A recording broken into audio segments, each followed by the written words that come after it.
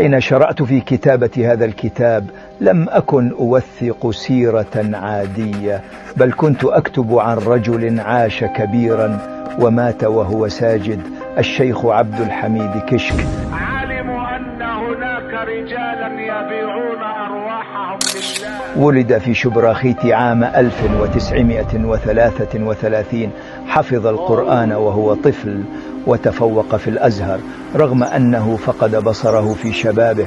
لم تضعف المحن عزيمته بل زادته نورا وثباتا.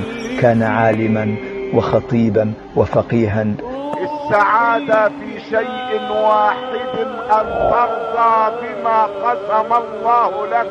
عرفته عن قرب وتأملت سيرته فوجدته رجلا لا يساوم.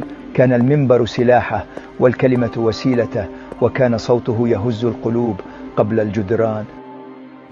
تعرض للسجن وذاق التضييق، لكن لم يلن ولم يطلب دنيا، بل ازداد جرأة وثباتا وظل كما هو لا يخشى إلا الله. يا صاحب الهم إن الهم منفرج، أبشر بخير فإن الفارج الله.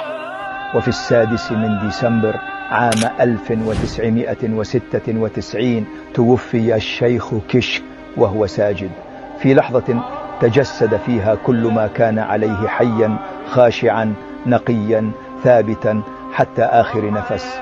رحم الله فارس المنبر والفقيه المفوه الشيخ عبد الحميد كشك، وجزاه على ما قدم لدينه خير الجزاء.